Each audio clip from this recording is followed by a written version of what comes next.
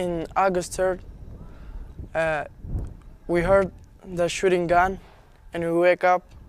We saw Yazidi people and ISIS fighting, and we was watching them. The Yazidi people was between ISIS. They cannot run anywhere except mountain. And that was so hurt. I was like so scared because my brother cannot walk, and we thought ISIS will come inside the mountain. But one of big soldier, bosses of soldier, he saved us. Two truck of ISIS, they want to come inside the mountain, but the Yazidi soldier bombed it. And after that, PKK they come, and they cannot open the road like 7 days, and there was no food, no water. I was 12 years old, and I was in the mountain with my family, my relatives, and we get down to bring food and water into the village. And then we didn't go to the village because they stopped us, and they said, if you have to come with us, and you have to be Muslim, and we will take ladies out, and we will kill man, and like that. Just they took us to the Muslim. They took everybody, like they took my relatives, ladies relative. They took them away from us, and they said that these are Yazidis lady, Yazidis girl. If you wanna buy them, or if you wanna take it from the family. And Yazidi people were so scared from the ISIS. It was so hurt. And after that, 7 days, my father said, we will die if I didn't get some food for you guys. And the ISIS was shooting my father. And after that, like 2 hours, my father, he got some food, and he bring it for us, and we was so happy because we got some food. And many Yazidi people were silent, they dropping their baby because the baby was dying. And there's no water to give the baby, and there's no food to give the baby. And there's no milk. Like, they just run away without anything. They just run. And we saw the like old men, they cannot walk good. And there was no donkey to ride it and go inside, like to walk on it. After that, many old men, they got die.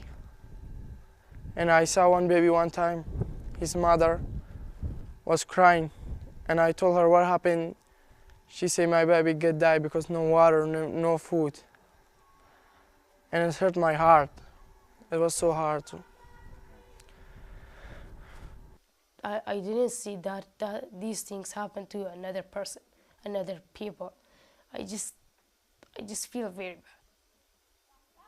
Like how can they took these ladies out from their family, from that is so bad feel. And I'm so happy that if I can express my feeling to someone to can help Yazidis people, Yazidis ladies. But I think now I can't do anything. Like my wish, I can go to another country and told them that has happened to Yazidis people. But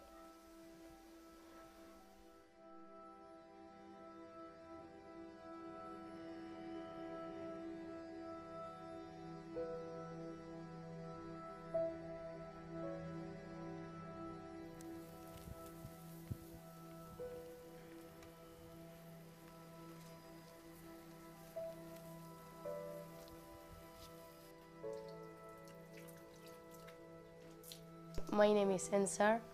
I'm 15 years old. We have school every day except Saturday and Friday, and we learn how to speak English, and we learn how to speak Arabic and Kurdish. My favorite subject is Arabic.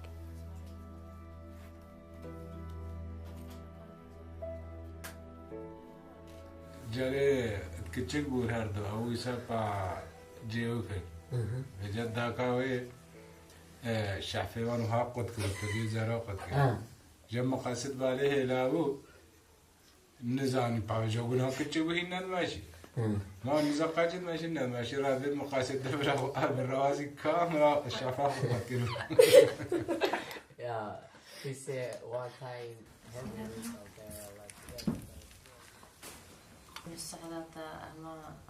مساعدات بس يعني هبا تشكر how to بداريني يعني المدرسة وما تبي بس مدرسة ولغة وتبقي مرحلة كده بداريني شغلي ده ترى هذا يعني ما ده تشتي ما قلت مساعدة ما كي بس ما نبي يعني مشغول بشغل مالبا وقبل يستعد مدرسة ويتشي نا خوش كبراي خو بيش سجعيني وشي مدرسة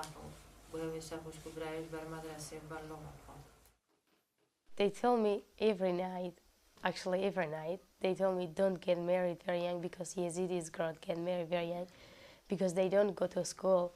So you have to finish your school, you have to do many things. Now you are in this age, you can do anything you want. So if you grow up and you be like 20, 25 years old, you can do many things. So don't like do bad things with your friend. Be nice to your friends, to everybody. I was thinking so much and I was boring always. So she said, if you go to the class, you will forget things in the past. And I went to Dr. Paul's for class, and he's my teacher. He's a very good teacher.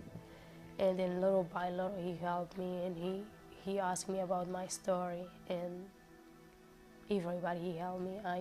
I said that like nobody can help me like him. He's very good.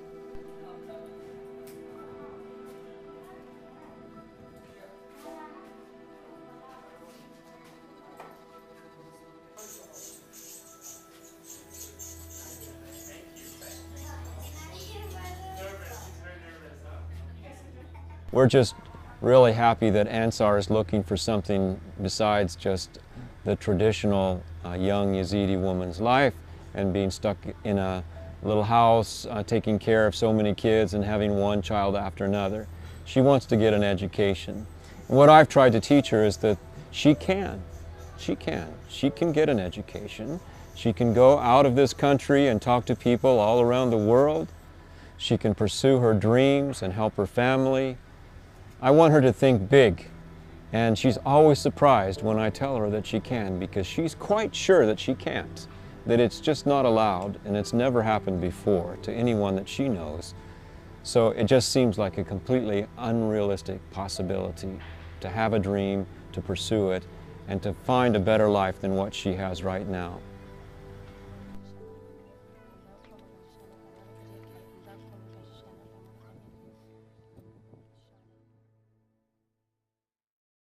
Maher, he's my nephew. I like Maher very much, and he's funny. One time when he was a child, he got a haircut, and the haircut was so bad. Who tell you about my haircut? He told me that you was recording. And I laughed at him, and he just beat me. I was so angry that time when I got bad haircut. He beat me, he slapped me in the face. Yes, I did a little bit hit him, and he was running, he was laughing. And I get angry, I beat them too, but that time was young.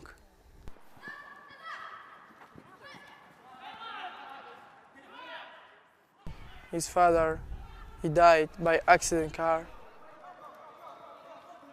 Yeah, very sad. And they're going to school that time. Yeah. And after that, I went to Dr. Paul's house, and he helped me a lot. I work with him.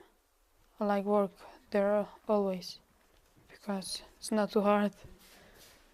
I like work.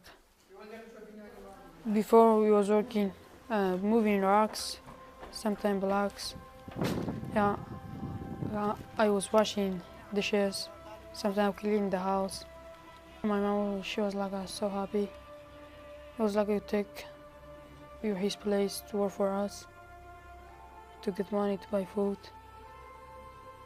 Yeah, and I'm thankful for that people too because he helped me.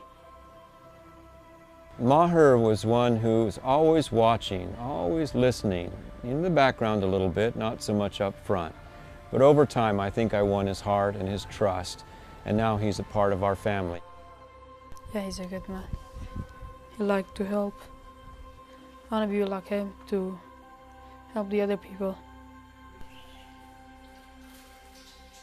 When we came here, we realized that we had to show love more than speak love, and people had to come to trust that over time.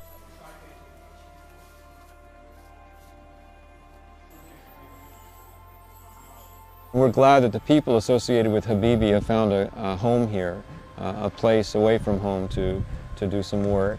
And the people who are a part of Habibi have been coming here for months now and always offer a very high quality service to the children. The children leave with happiness, and I hear after they leave the same songs that they were singing to the children. They don't know all the words or all of the verses, but the key parts of it I hear over and over again. So it's clear that they're having an impact.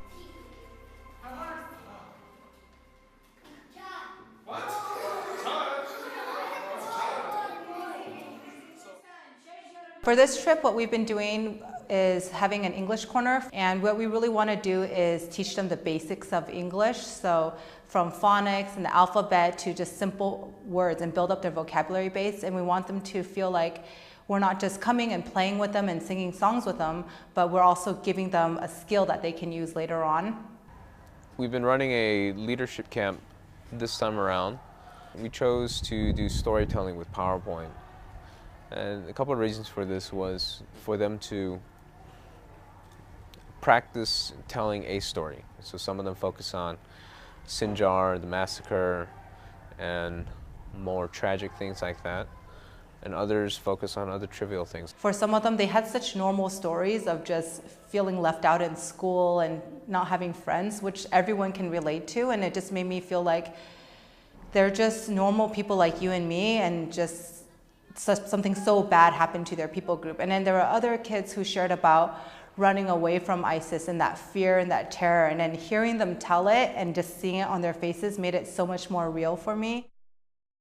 I thought I knew about the Yazidis, but the more I'm here, the more I'm learning about them, and just living life with them and understanding where they're coming from just deepens that relationship so much more, where we're able to have a friendship, and then I can speak into their lives, and vice versa.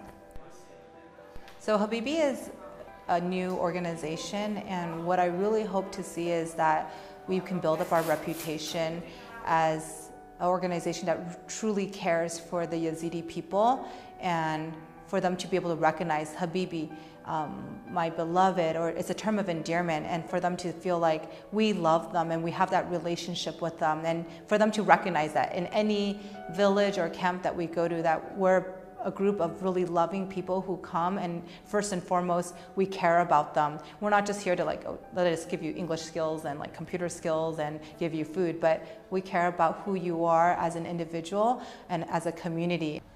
Like in the end, what I want to show, what we want to show in general is how Christ's love is not specific to me or you, but it also includes them. And I think in some sense they'll understand that once they continue to see the same group of people come back again and again to not just provide for them, but to also live life with them.